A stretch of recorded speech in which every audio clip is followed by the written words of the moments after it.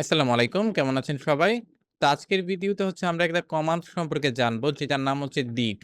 এখন দিগের বাংলা অর্থ হচ্ছে খনন করা। কিন্তু আজকে আমরা কোনো মাটি খনন করব না।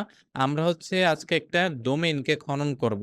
মানে আমরা ডোমেইনের ভিতরে কি ইনফরমেশন আছে ওইটা খনন করে বের করব আরকি। মানে খুইরা বের করে নিয়ে আসবো।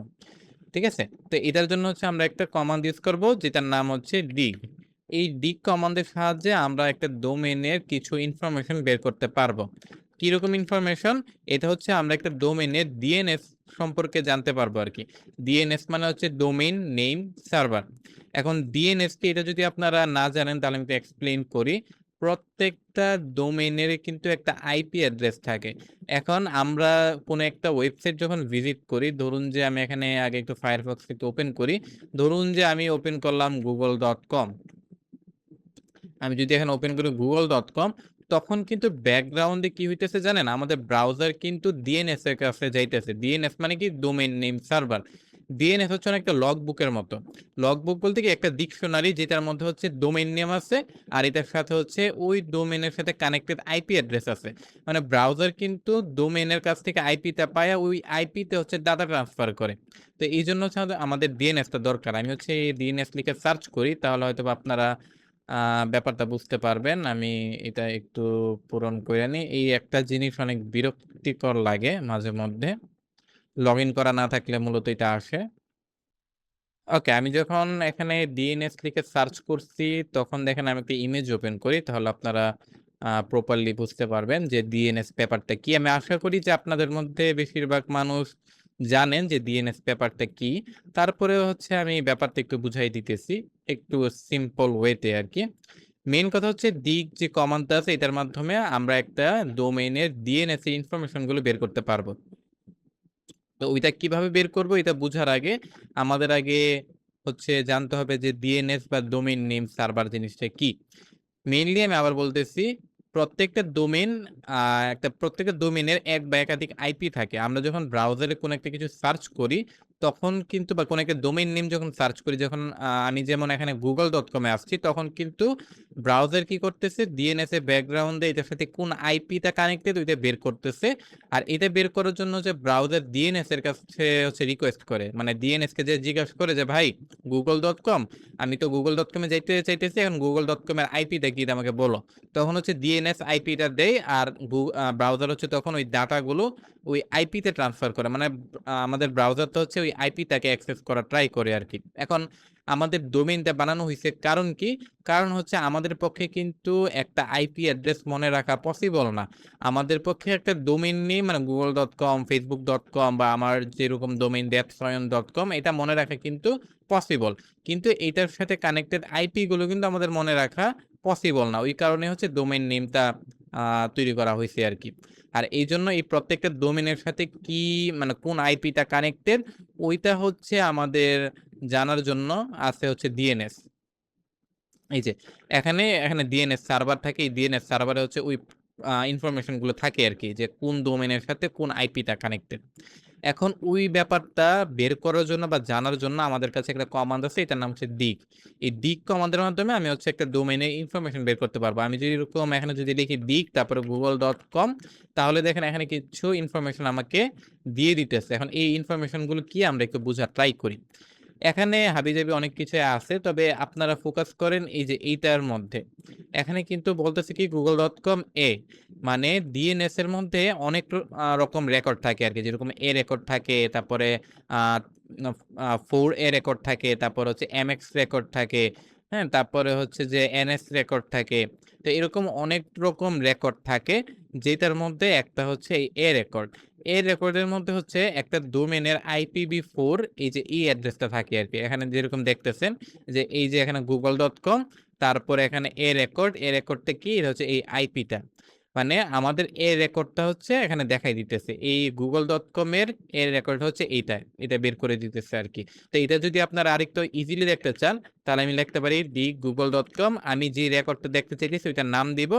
তারপরে এন্টার প্রেস করলে তখন কিন্তু আমাদেরকে ওই অ্যাড্রেসটা দেখাইতেছে। সেম রেজাল্টই দেখাইতেছে কারণ এর আগেরটাও এ রেকর্ডই দেখাইছে। আমি যদি এখানে দেখতে চাই যে এই রেকর্ডটা কি?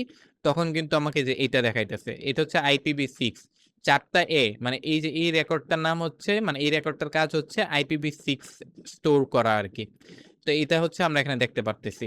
মানে আমি দিক তারপরে ডোমেইনের নাম তারপর আমি কোন রেকর্ডটা দেখতে চাইতেছি এটার নামটা দিব, তাহলে আমাদের কাছে দেখাই দিবে আর কি। মানে কমান্ডটা হচ্ছে ওই রেকর্ডটা বের করে আমাদেরকে এখানে দেখাই দিবে। আমরা চাইলে কি করতে পারি, আমরা যদি জাস্ট ওই অ্যাড্রেসটা দেখতে চাই তাহলে যে এরকম শর্ট লিখে দিতে পারি।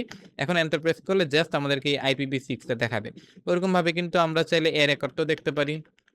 এই যে এখানে আমাদেরকে IPv4 অ্যাড্রেসটা দেখাই দিছে। তারপরে আমরা চাইলে হচ্ছে MX রেকর্ডটা দেখতে পারি।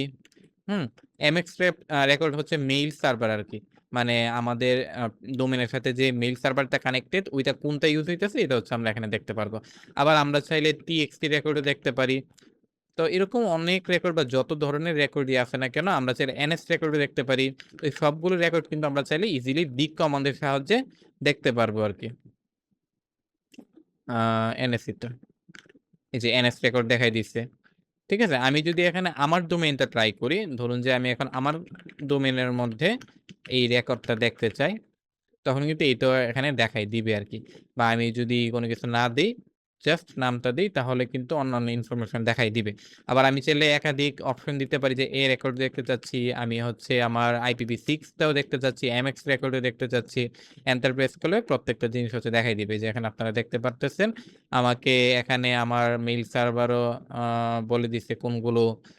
তারপরে হচ্ছে অন্যান্য আদার্স ইনফরমেশন কিন্তু এখানে দেখাই দিচ্ছে। এই যে এটা হচ্ছে আমার IPv4 অ্যাড্রেস। তো এরকম ভাবে হচ্ছে একাধিক ইনফরমেশন আপনারা একসাথে দেখতে পারবেন আর কি। তো এটা হচ্ছে দিক কমান্ডের কাজ মেইনলি, যেটার কাজ হচ্ছে আমাদের দেখানো যে একটা ডোমেইনের যে DNS ইনফরমেশন গুলো আছে ওইগুলো দেখানো। আরেকটা আমি ইম্পর্টেন্ট দেখাই দিই, ইম্পর্টেন্ট একটা জিনিস। এটা হচ্ছে আমরা চাইলে অন্যান্য যে DNS সার্ভার গুলো আছে এগুলো কিন্তু মেনশন করে দিতে পারি।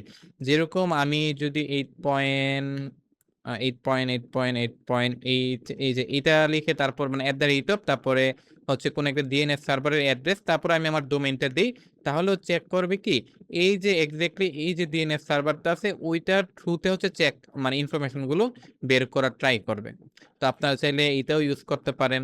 এই যে এখানে যেরকম আমার এই ইনফরমেশনটা বের করে দিচ্ছে আর কি। আর এটা হচ্ছে গুগলের DNS সার্ভার, আমি যদি ভুল না হই।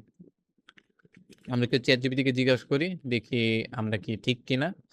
আজকে কোনো কারণে আমার ইন্টারনেটটা অনেক স্লো কাজ করতেছে, তাই হয়তোবা এটা একটু টাইম নিতেছে। আবার আমরা আরেকটা যেরকম আমাদের DNS সার্ভার আছে 1.1.1.1, এটা হচ্ছে মেবি Cloudflare এর DNS সার্ভার।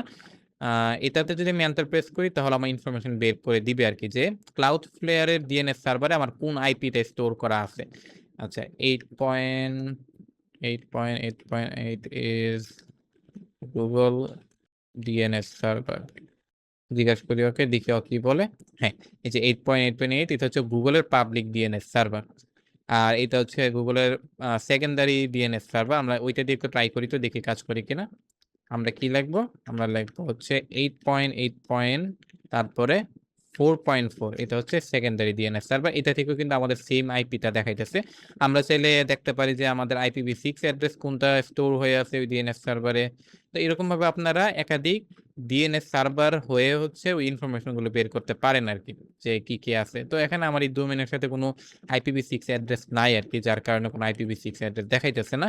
আমি যদি এখানে আমার আরেকটা ডোমেইন দেই, দেখি এটার মধ্যে কি দেখায়। আচ্ছা, এই যে এটার মধ্যে যেরকম আমার IPv6 অ্যাড্রেসটা আছে তাই এখানে দেখাইতেছে।